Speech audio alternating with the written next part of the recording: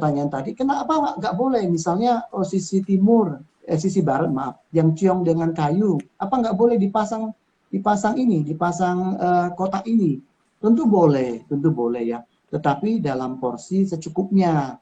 Secukupnya dalam arti gini ya, Feng Shui itu sangat toleran pada benda-benda yang kelihatannya tidak selaras dengan unsur di satu sudut tertentu, ya. Itu kalau tidak, maksudnya gini, Feng Shui itu bisa sangat toleran terhadap energi suatu benda yang mungkin diletakkan pada sudut yang berlawanan. Misalnya, gambar contoh lagi ya, kotak tadi ditempel di sudut barat, ya kan? Boleh nggak? Boleh dengan catatan tidak sebagai ornamen, tapi sebagai sesuatu yang berfungsi. Berfungsi dalam arti apa? Jadi berfungsi sebagai kotak yang setiap hari kita pakai. Tetapi kalau itu dipakai buat memperindah ruangan, masih ada banyak tempat lain yang bisa dipakai. Dan itu pasti akan sangat memperindah ruangan. Tetapi tadi saya lihat juga di kotaknya juga ada kunci kan? Ada kunci dari besi. Nah, ini contoh yang paling bagus. Ini contoh yang bagus ya. Ada kayu, ada logam. Katanya logam itu ciong sama kayu, tapi kalau tidak digabungkan, ya kan, hasilnya tidak akan seindah seperti yang gambar yang ditunjukkan katanya. Benar. Ya, kurang lebih seperti itu. Oke, pertanyaan selanjutnya ya Pak ya. Ya. Ada sahabat kenari yang bertanya nih, penempatan cermin di dalam rumah biasa menjadi trik agar rumah tersebut luas. Namun, saya pernah membaca bahwa cermin membawa energi negatif. Apa betul seperti itu, Pak? Nah, itu kembali lagi, saya mau mengulangi bahwa energi yang penting dalam sebuah bangunan adalah tata ruang yang benar. Tata ruang yang benar, saya ngambil contoh lagi, misalnya dapur, ya, yang paling umum ya, ini paling umum sekali. Dan ini bisa diterapkan hampir di 80% bangunan rumah tinggal. Dapur itu jangan ditaruh di sudut barat timur bangunan. Kalau ditaruh di sana, ya akan mempengaruhi kesehatan dari kepala rumah tangga. Ya. Nah, Kemudian kalau pertanyaannya tadi, coba diulang lagi, coba saya mau memperdalam pertanyaannya dulu. Nggak kelihatan di sini soalnya. Oh ya, seseorang membaca bahwa cermin itu bisa membuat ruangan menjadi tampak lebih luas, Pak. Tapi dia juga pernah dengar bahwa cermin ada memiliki aura negatif gitu. Jadi jadi yang lebih baik seperti apa gitu? Ya, ada kepercayaan cermin itu melipat gandakan sesuatu. Ya. Jadi kalau kita taruh ada kepercayaan biasanya gini, sering sekali cermin itu dipasang di dapur, itu sering sekali, ya, dengan maksud melipat gandakan makanan. Nah, pertanyaan saya sekarang, apakah benar makanannya berlipat ganda? Kemudian kalau kita cuma kasih cermin? Enggak, Pak. Nah, ya itu dia. Apakah dengan saya bercermin di depan cermin, ya seorang Shaoqing akan menjadi dua? Iya.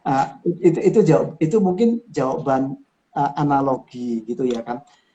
Kembali lagi, memang di masyarakat itu banyak Feng Shui yang lebih kepada Feng Shui sugesti, ya kan. Jadi sebetulnya kata orang dan ini Feng Shui itu sebetulnya berkembangnya ini. Saya juga kadang-kadang dulu ketika awal, nah ini yang menjadi awal ketika saya dulu juga begitu agak alergi dengan Feng Shui karena hal-hal seperti ini sebetulnya. Kok ya cermin bisa begini, kemudian katanya pohon pisang ya bisa membuang rezeki karena dikipas-kipas. Cuma dalam analogi saya kenapa bukan rezekinya dikipas-kipas kemudian hadir ke kita gitu loh.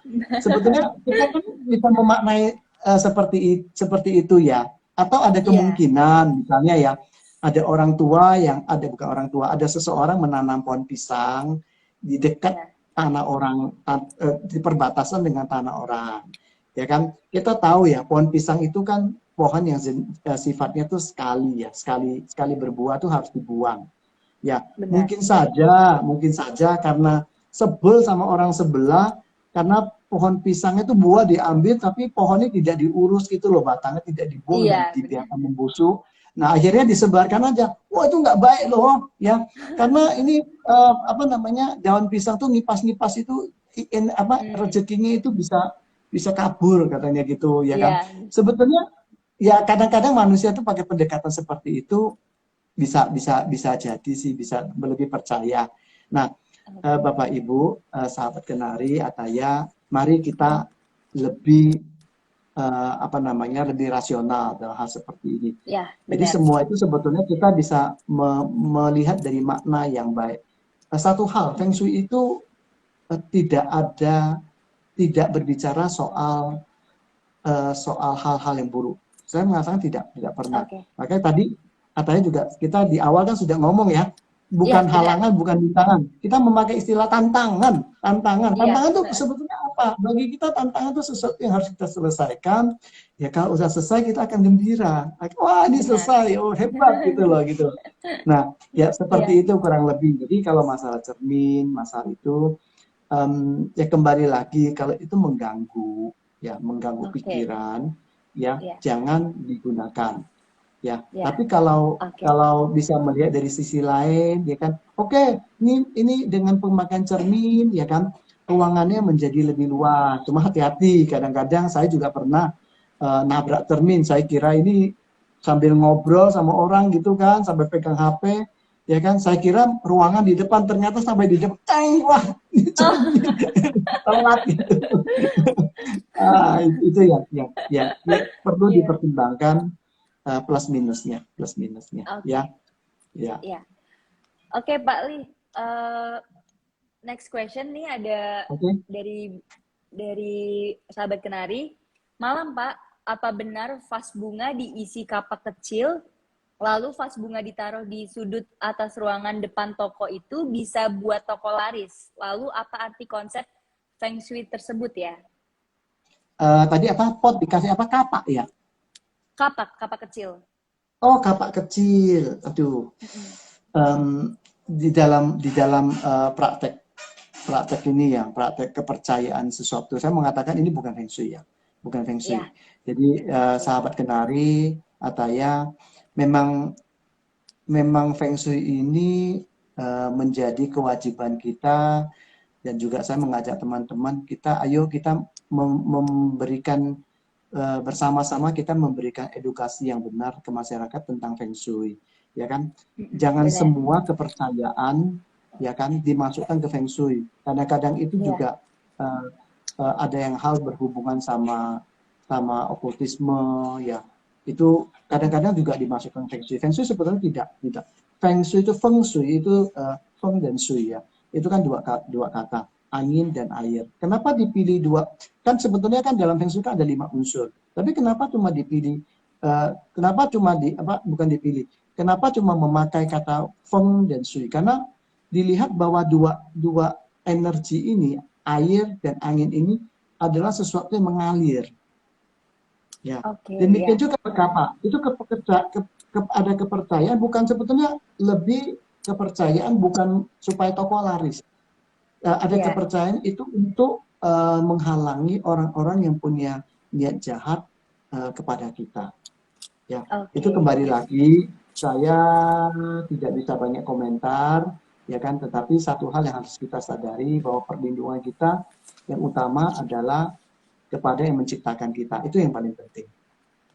Oke, baik Pak. Eh, Ya. pertanyaan selanjutnya Pak, persiapan apa yang harus dilakukan? Persiapan apa yang harus dilakukan jika CEO-nya kurang beruntung tahun depan Pak? Yang seperti Oke. dari di awal dibilang. Iya, ada yang Ah, bertanya seperti itu. oke. Kembali Ya, lagi, sahabat kenari, Ataya, ya. Eh, iya, kita tidak perlu kita tidak perlu di saat merasa tidak beruntung baru kita melakukan istilahnya itu analisis, mm-mm. analisis dan melakukan perbaikan-perbaikan untuk energi tahunan. Ya, jadi jangan tunggu ketika keadaan kurang baik. Ya, kalau keadaan kurang baik, kita melakukan terobosan dengan Feng Shui. Memang ketika terjatuh kita akan tidak akan terlalu dalam, ya kan. Namun kalau keadaan baik, terus pertanyaannya lagi, kalau keadaan baik, apa kita tidak perlu Feng Shui bagus? Nah, ini yang mungkin kadang-kadang manusia itu tidak menyadari, ya, seperti yang saya sebutkan tadi. Ketika kau Feng Shui kita lagi baik, ya, maaf, keadaan kita energinya tahun berjalan itu baik. Kalau kemudian dipadukan dengan pakai Feng Shui yang baik, itu akan membuat kita seperti main layang-layang tadi, ya kan? Kita main layang-layang itu tepat waktu. Saya keluar pas ada angin gitu. Nah, itu yang harus kita sadari. Jadi tahun depan, pertama bagi sio yang kurang baik, tetap saya menyarankan ada prinsip tabur tuai. Pertama, ya, sebelum pergantian itu lakukan kebaikan, ya. Itu sangat prinsip, lakukan kebaikan itu dalam arti tidak semata-mata harus selalu materi saja, namun tetap saya mengajak sahabat kenari, walaupun tujuan kita memang untuk menanam supaya tahun depan keadaan kita baik, tetapi saya tetap mengajak sahabat kenari setiap hari kita minimal lakukan satu kebaikan yang sengaja.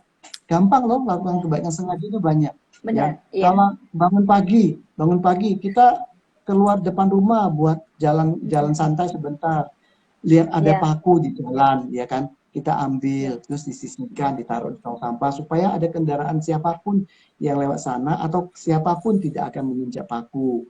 Ya, benar. Lakukan kebaikan kecil, ya. Namun bagi Bapak Ibu yang tadi dikatakan ingin melakukan kebaikan, menanam, lakukan kebaikan secara sengaja. Ya, mungkin bisa melakukan kerja sosial, ya terserah, bebas kerja sosial. Misalnya banyak teman-teman atau saudara atau siapapun yang hidupnya kurang beruntung, ya, kita yang beruntung, ya kan, bisa memberikan sesuatu yang berharga bagi mereka. Prinsipnya sebetulnya tangan di atas kan sebetulnya lebih baik daripada tangan di bawah. Ya, lakukan sesuai dengan kemampuan Bapak Ibu. Jadi nggak harus memaksakan diri. Kebaikan itu banyak hal. Kalau bisa secara materi, bagus. Kalau bisa secara tindakan, bagus. Bisa tindakan dan materi juga bagus. Semua bagus. Ya. Oke, Pak Li. Ini semakin malam, semakin banyak yang bertanya, Pak. Mungkin banyak yang penasaran banget nih. Pertanyaan selanjutnya, Pak, apakah angka ganjil dan angka genap sangat mempengaruhi kehidupan seperti perkawinan, Pak? Ya. Sebetulnya kalau bicara angka, saya punya teman yang mendalami numerologi. Ya, kembali lagi ya. Walaupun di Feng Shui juga ada angka, ya kan. Tapi gini, secara prinsip ini ya. Di Feng Shui, saya cerita sedikit dulu. Oke. Kalau saya masuk suatu gedung tinggi, ya, saya masuk lift. Kalau saya lihat di liftnya tidak ada angka 14, ya, 14, 4, 24, 34, yang serba 4 gitu ya. Ya, itu pasti orang yang merasa angka 4 ini kurang baik. Karena 4 itu dalam pronunciation-nya bahasa Mandarin, bahasa Hakka, bahasa Teochew kan si, ya, artinya mati, ya. Nah, sebetulnya itu bagian dari Feng Shui sugesti juga, ya. Nah, biasanya dihindari. Tapi kalau kita kan, kalau yang sehari-harinya bukan ngomong bahasa Mandarin, kan tidak ngomong se atau si gitu ya. Tapi kita kan ngomong 4 itu kan sebetulnya udah beda banget gitu. Iya, benar. Lain lagi kalau saya masuk lift, ya kan, kalau ketemu angka 14 nggak ada, 24 nggak ada, 4 nggak ada, 13 nggak ada. Nah, saya bisa tahu ini orangnya pasti orang yang percaya Feng Shui, tapi juga orang yang berpendidikan Barat. Karena di Barat kan ada Friday the 13th, ya. Nah, benar. ini intermezzo. Nah, kembali lagi sahabat-sahabat semua, sahabat kenari. Kalau kita berbicara angka ganjil dan genap, ya kan, itu sebetulnya ada power tersendiri. Kalau kita mau bicara soal kekuatan angka ya. Angka 2 Ya. itu adalah angka partnership. Ya, angka 2 itu angka partnership. Ya, jadi energi yang dipancarkan oleh angka genap adalah energi yang partnership. Ya, partnership itu kalau ada 2 orang ini biasanya gampang sekali kalau dominan energi partnership, energi nomor 2, yaitu orang yang sangat sangat gampang untuk bergaul. Jadi dia di mana-mana itu memang nggak bisa sendiri. Nah, sisi buruknya ya, sisi kelemahannya itu tidak bisa mandiri. Jadi selalu pingin berdua gitu. Wah, pingin berkelompok, artinya berkelompok bukan cuma berdua. Tapi kalau angka 1 itu tuh dari segi apa namanya, segi positifnya adalah orang-orang yang mandiri. Ya. Nah, ya terus segi apa namanya, bisa dilihat dari segi positif maupun negatif adalah angka yang menunjukkan superioritas, dominasi. Dominasi itu kan kita bisa melihat dari 2 sisi ya. Sisi ada yang menganggap itu nggak baik, ada yang baik, ya itu tergantung konteksnya sebetulnya. Nah, satu lagi angka 1 sisi jeleknya 1 adalah arogan. Karena kenapa? Energinya orang yang dipengaruhi angka ganjil itu biasanya orang-orang yang seakan-akan tidak butuh orang lain, lain. Baik atau tidak, kembali lagi kalau kita tarik ke dunia Feng Shui, ke prinsip Yin dan Yang, segala sesuatu tidak ada yang mutlak. Ya, di dalam kebaikan pasti ada juga keburukan. Di dalam keburukan pasti ada kebaikan. Seumpama sebuah pisau, ada mata pisau, ada punggung pisau. Nah, kita mau pakai yang mana? Kalau ketika kita potong daging, kita pakai mata pisau. Ketika kita mau membuat daging itu empuk, kita kan nggak mungkin pakai mata pisau, kita pakai punggung pisau buat tergantung kita memakainya. Konsepnya Bapak Ibu, sahabat Kenari, ya. Kembali lagi saya mengajak kita betulkan konsep, kita betulkan mindset kita, ya. Dan yang paling penting sebetulnya dalam energi ruangan, energi bangunan ada tata ruang. Atau saya cerita sedikit ya. Boleh, Pak. Jadi kalau misalnya Ataya minta saya untuk mendesainkan rumah tinggalnya Ataya, ya kan? Ataya kan pasti akan bilang, oh Pak, saya mau ini A B C D E F G gitu kan. Apalagi kalau ini rumah kedua biasanya komplit.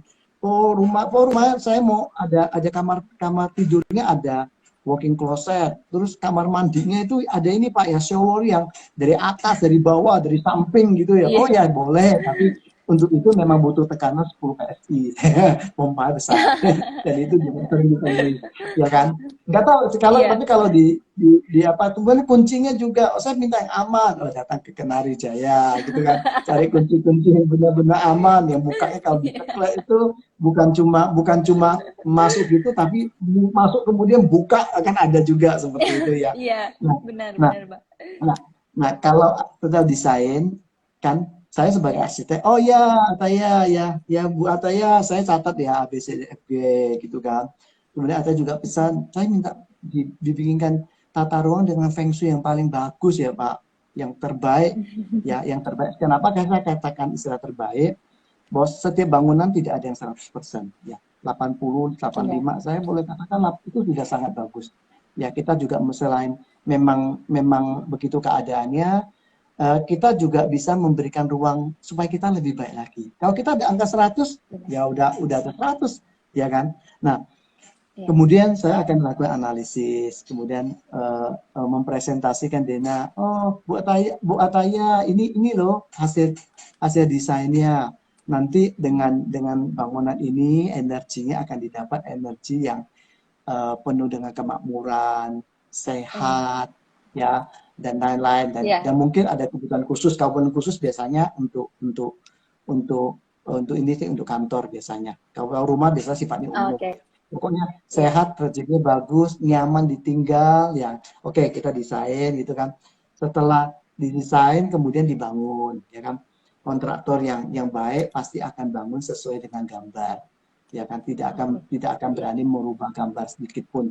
Kalau ada sesuatu yang ditemui kesulitan, biasanya arsiteknya akan dihubungi. Pak, ini kelihatannya kok ada sesuatu yang agak meleset dikit ya. Kita koreksi. Kalau memang itu tidak harus koreksi, kita koreksi.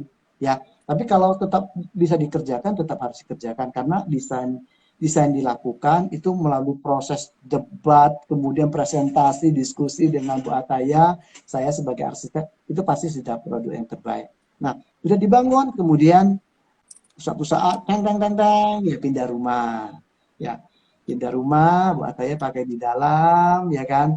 2 minggu kemudian saya biasa kalau rumah tinggal akan kontak kembali ke Bu Ataya. Bu Ataya gimana rumahnya? Dan biasanya pertanyaan saya sama dengan semua klien yang kalau untuk rumah tinggal ya 2 minggu kemudian gimana bisa tidur nyenyak enggak, ya itu saja yang saya tanyakan biasanya. Oh bisa ya, Oke.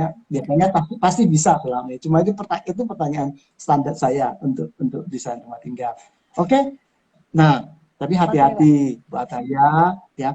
Ketika rumah itu dipakai, kalau dulu waktu desain Bu Ataya yang minta ini itu, kemudian arsiteknya akan mengakomodir apa kebutuhannya.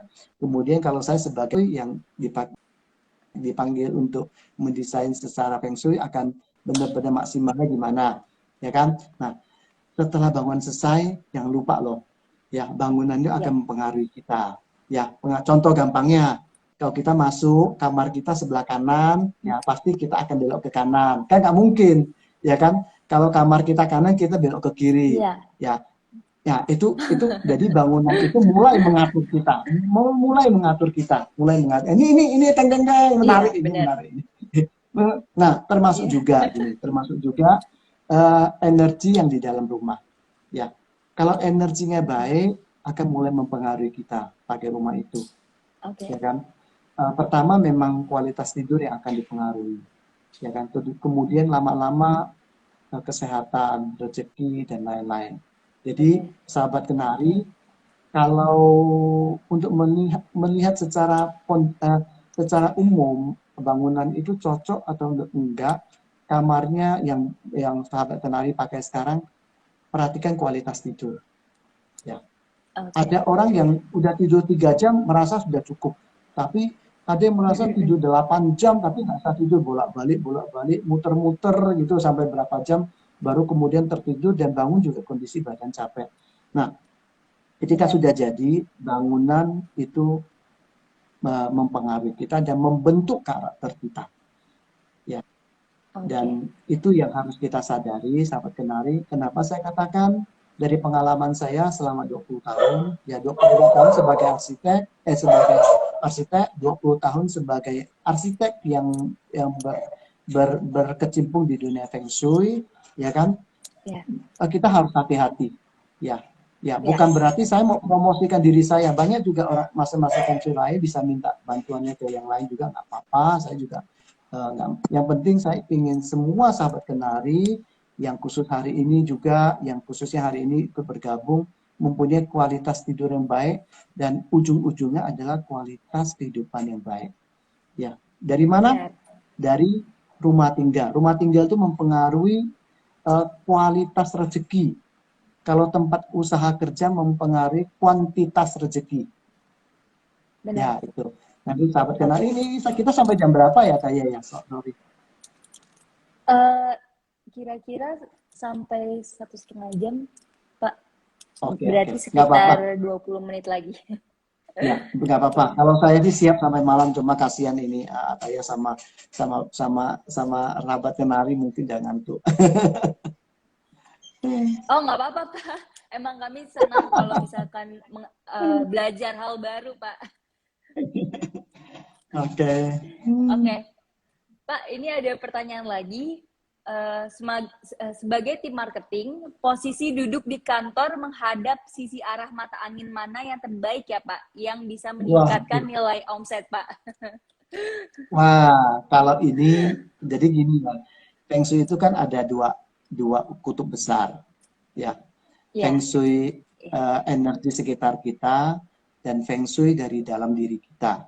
Ya, kalau sudah berbicara arah, ya itu Ya. sudah berbicara Feng Shui personal. Ya, Nanti kalau sahabat kenari yang mau Oke. dihitung bisa kontak ke kita.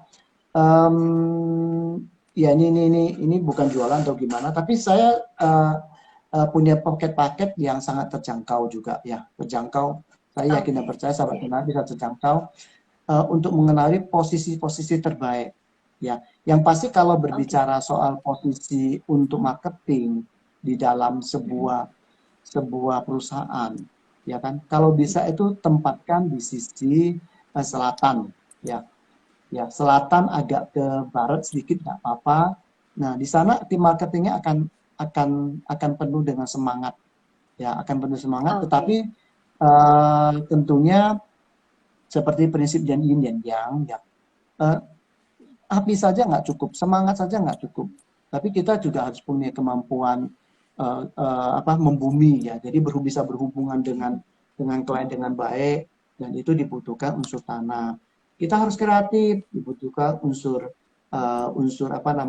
kayu. Dan ketika kita sudah presentasi ke klien dan lain-lain, ya kan Ya. untuk bisa closing ya kita butuh unsur logam. Tanpa logam, Ya. ya cuma kita bisa prospek saja dengan semangat, tapi ujung-ujungnya, ya saya nggak beli dulu ya gitu. Ya, ya, ya saya berharap sahabat Ya. kenari semua kita bisa bisa mempunyai kehidupan yang terbaik. Ya. Oke. Ya, benar, Pak. Oke, Pak. Ini ada pertanyaan selanjutnya.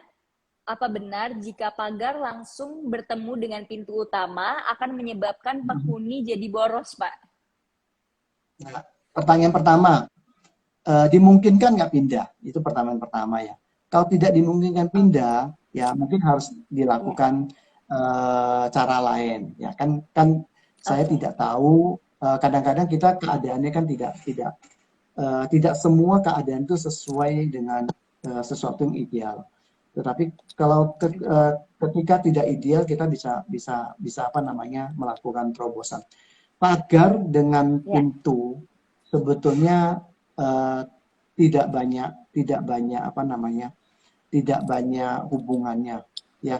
Pagar juga Ya. kita harus lihat pagar ini masif atau transparan ya. Kalau transparan ya berarti sebetulnya sama aja tidak ada pagar. Kalau masif ya Benar. ya memang agak terhalangi. Kembali lagi Oke. ya. Coba kalau memang ini dimungkinkan pindah, ya kan, pindahlah ke sisi saya ini hadap kemana ya kalau boleh tahu ya. Ini penanyanya hadap kemana bangunannya? Eh, Ada data nggak? nggak ada datanya, Pak. Oh, Cuman nggak ada langsung ya. aja bertanya tentang iya, tentang Oh kalau iya ya. pagar dengan pintu utama. Ya, ya soal ini Feng Shui kan sebetulnya semua bersifat custom, enggak. Ya, saya ambil Ya. contoh aja. Saya ambil contoh ya. Em, Misalnya bangunannya hadap ke selatan, ya, hadap ke selatan, ya. Tempatkan di sebelah kiri. Jadi kita lihat keluar, tempatkan di sebelah kiri, ya. Oh, oke. Ya, Ya. itu terbaik terbaik pada tahun ini. Nah, terbaik Oke. pada tahun depan maaf. Tahun ini, Ya. jangan dulu. Kalau mau pindah-pindah, mau melakukan renovasi khusus buat dari sana tunda dulu. Nanti setelah 4 Februari. Oke. Nah, itu aspek Oke. yang ini. Ya. Jadi kalau syukur-syukur nanti yang bertanya memberikan arah, jadi kita bisa bahas dengan lebih detail, ya lebih detail. Ya, benar. Oke. Pak, pertanyaan selanjutnya nih. Ada sahabat kenari yang sering membaca artikel kalau Shio itu berkesinambungan dengan desain interior atau arsitektur hunian kita. Seperti Shio kerbau yang 12 tahun 12 tahun sekali harus memiliki hunian bernuansa modern karena terlahir di era yang berbeda. Jadi perlu bergaya modern atau tidak agar tidak ketinggalan era, apakah benar, Pak? Maksudnya ketinggalan era mungkin Feng Shui yang baik ya, saya nangkapnya mungkin betul ya maksudnya ya. Oke, Ya. sahabat kenari di dalam kehidupan gini memang kita harus memilih. Kan di dalam Feng Shui itu kan ada periode. 50 tahunan, periode 20 tahunan, periode 12 tahunan, periode tahunan, periode bulanan, mingguan, bahkan harian. Ya, ya. Terus yang terbaik yang mana? Bagi saya yang terbaik yang tidak menimbulkan stressing, yang tidak menimbulkan stres, menimbulkan tekanan bagi kita. Selama ini saya memakai prinsip 20 tahunan dan tahunan itu sudah sangat baik. Ya, kalau pertanyaannya tadi, oh 12 tahun sekali saya mau pindah rumah. Kalau dimungkinkan, silakan. Ya. Kalau tetapi kalau tidak, kita kan keadaan kita kan tidak tahu semua. Keadaan kita masing-masing berbeda. Tetapi kalau kembali lagi, kalau keadaan tidak memungkinkan kita pindah, ya lakukan optimasi terhadap potensi energi dan minimalkan tantangan yang harus dihadapi tiap tahun. Ya, contohnya tahun depan, ya kita bahas tahun depan ya, tahun depan, ya kan sisi yang kurang baik itu salah satunya sisi utara, ya maaf bukan sisi selatan, sisi selatan. Nah, tapi yang ekstrim itu tahun depan itu sisi tenggara, ya sisi tenggara itu ekstrim dan barat daya. Sebentar saya lihat dulu ya, saya buka aja.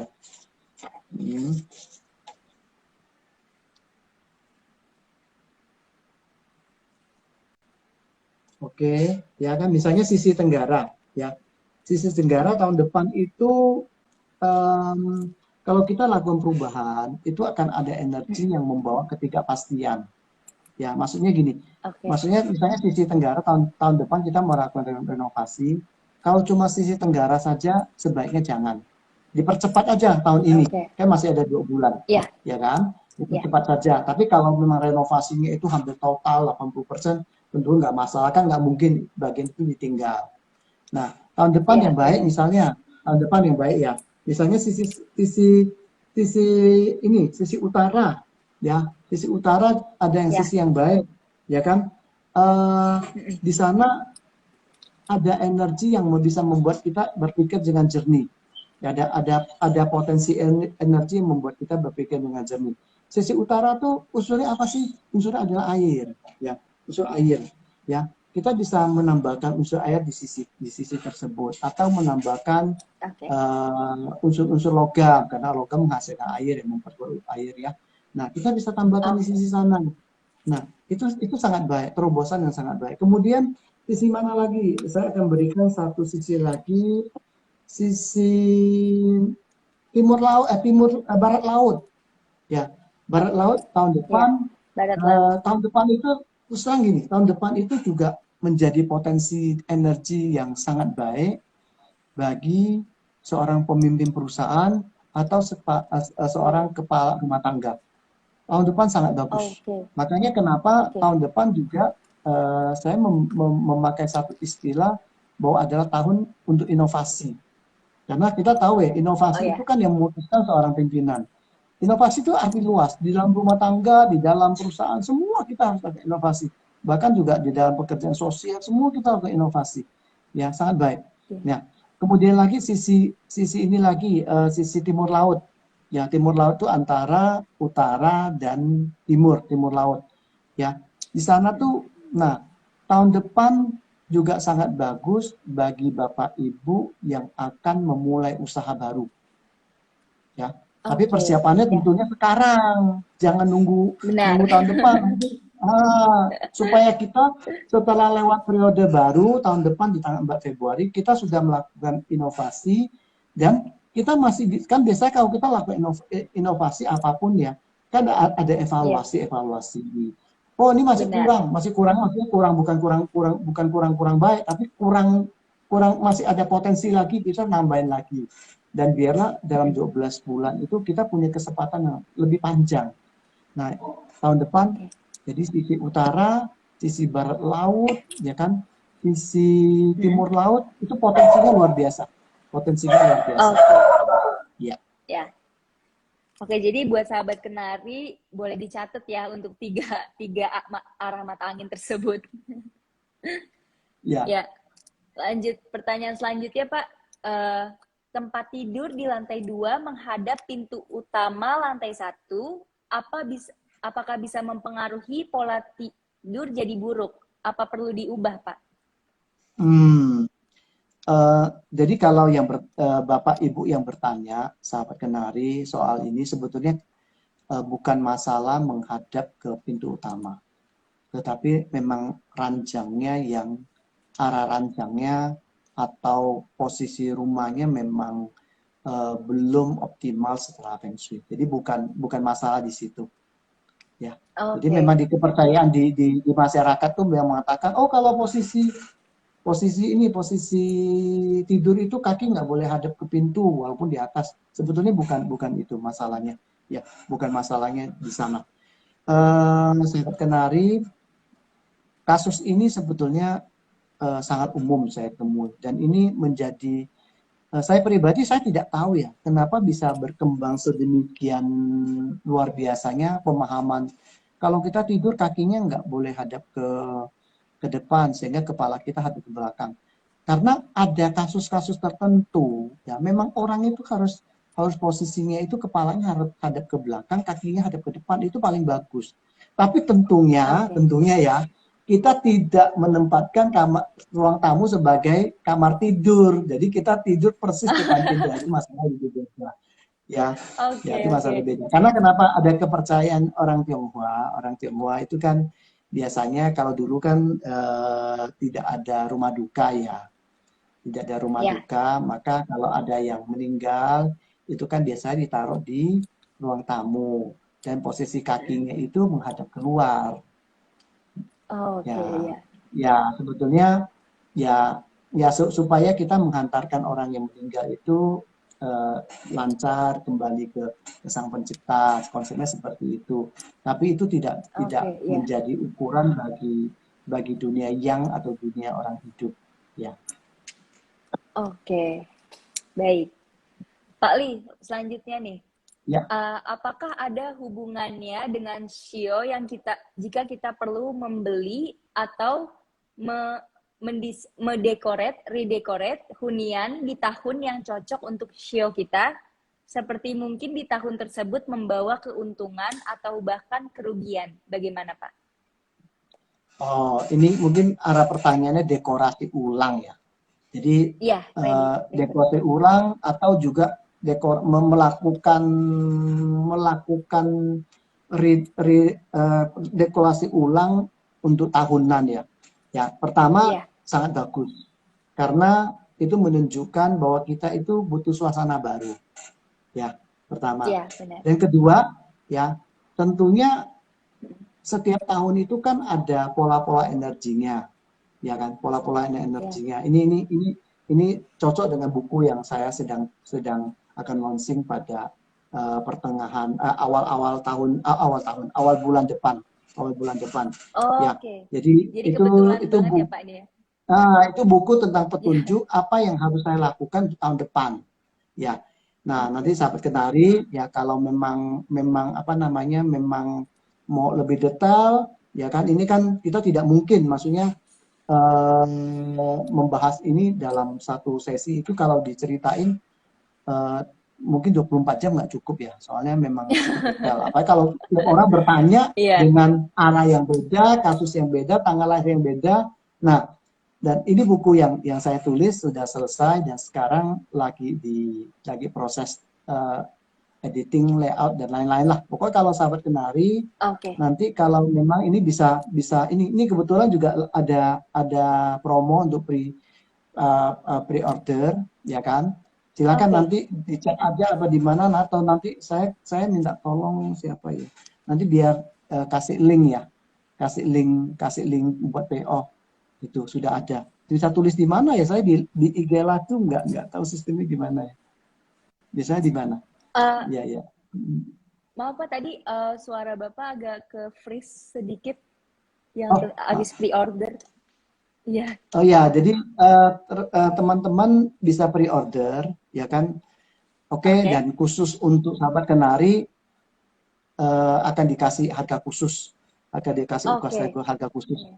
Ya, di sana memang yang udah lagi disusun ini ada dua, yaitu satu kalender Feng Shui 2022.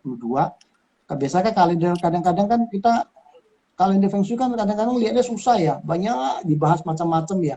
Ini kalendernya Iya. disederhanakan, cuma dipilih, ditandai hari-hari yang baik dalam setiap bulan, kemudian dilengkapi dengan ciongnya apa. Dan hari-hari itu hari-hari yang memang sudah dipilih terbaik, tidak terbaik. Jadi enggak itu hari-hari Oke. yang kalau Iya. dinilai itu nilainya sudah di atas 80 semua.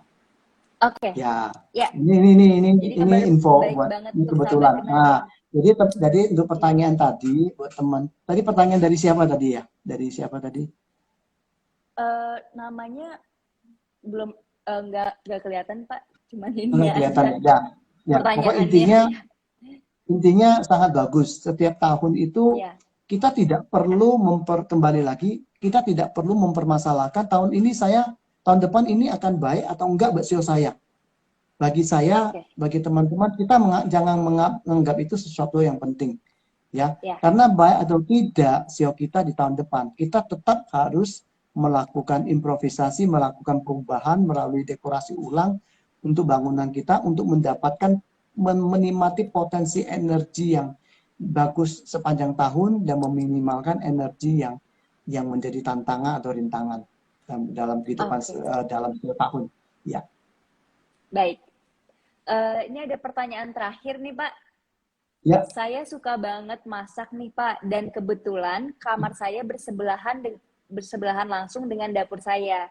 Apakah itu Oke. berpengaruh pada komposisi ini yang akan merusak keharmonisan hubungan suami istri dan keberuntungan keluarga? Oke, kalau kita berbicara dapur, dapur itu ada proses pemurnian, ya. Dalam arti pemurnian begini, melalui proses pemanasan ya. Jadi makanan yang kenapa kita masak? Kenapa makanan harus dimasak, ya kan? Karena kita itu kan barang mentah itu kalau kita makan dan dimasukkan tubuh, kadang-kadang kan bisa menimbulkan gangguan kesehatan, ya kan? Benar. Nah, di dalam proses masak itu terjadi pemisahan, sesuatu yang baik akan disajikan di piring, yang kurang baik, katakan kurang baik ya. Katakan istilahnya Oke, mungkin kurang tepat, tapi ini lebih gampang dimengerti. Yang kurang baik itu akan menguap dalam bentuk asap. Ya, benar. ya, Ya. bentuk asap. Dan yang paling penting di dapur ya adalah pertama, dapur itu harus mempunyai sirkulasi udara yang baik. Ya, Oke, karena ya, kenapa asap yang keluar yang katakan energi yang sisa pembakaran makanan ini, ya kan, itu ya, harus disalurkan keluar. Ya, tidak boleh di oke, dalam ruangan, apalagi sampai masuk ke kamar atau di mana. Ya, benar, kalau bau-bau yang nyaman tuh mungkin efek samping nggak apa-apa. Nah, caranya benar, gimana? Buat mungkin satu keadaan, mungkin kondisi rumah Bapak Ibu, sahabat kenari, tidak dimungkinkan ada banyak jendela. Oke, kalau tidak jendela ya, makanya harus dipakai sistem mekanik, dipakai kukul hook Hexos, atau dipasang Hexos juga sih, exhaust, ya exhaust iya, fan gitu kan. Itu kan juga harus iya, diingat, ya kan. Kalau iya, kita buang ke atas plafon, itu pastikan itu keluar gitu loh, jangan sampai cuma di atas plafon.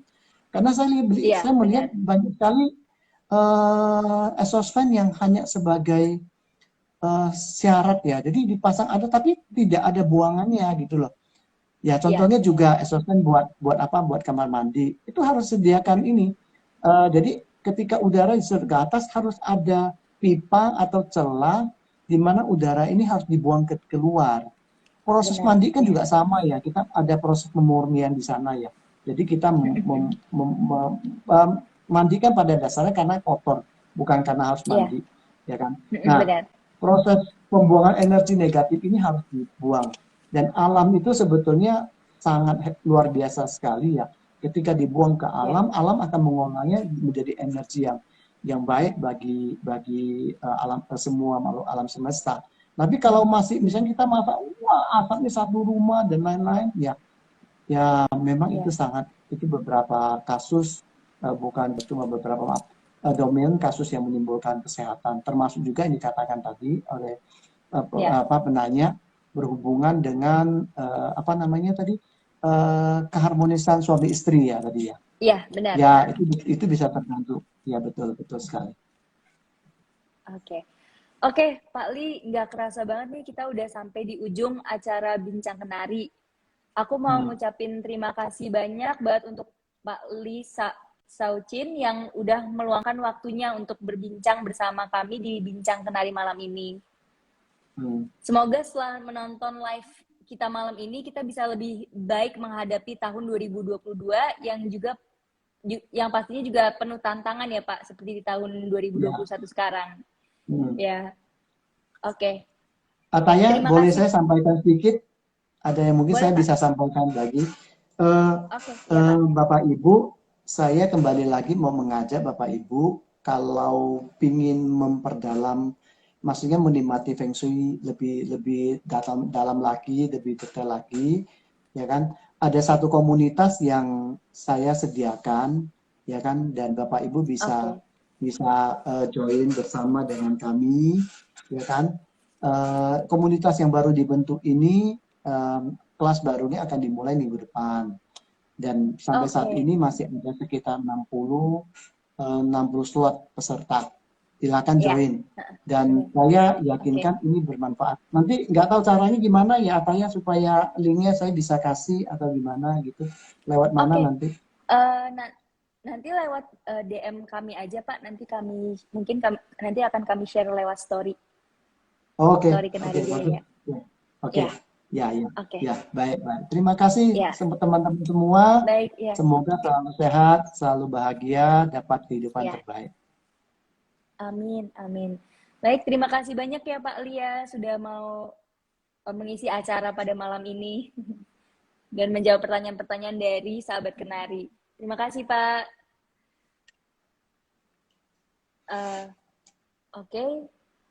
Sebelum kita akhiri Bincang Kenari episode ke-46 malam ini, aku mau informasi ini ke sahabat Kenari kalau misalkan kita memiliki grup Facebook yang namanya Kenari Jaya Community, di mana bisa menjadi wadah untuk sahabat Kenari belajar mengenai arsitektur dan interior design. Oke, kalau gitu sampai sini dulu Bincang Kenari malam ini. Mohon maaf apabila ada salah kata-kata. Nantikan Bincang Kenari selanjutnya dengan tema dan tamu yang tidak kalah menariknya. Kunci aman, keluarga nyaman, ingat kunci, ingat Kenari Jaya. Wassalamualaikum warahmatullahi wabarakatuh. Shalom, Om Shanti Shanti Shanti Om, Namo Buddhaya, salam kebajikan, Rahayu. Selamat malam.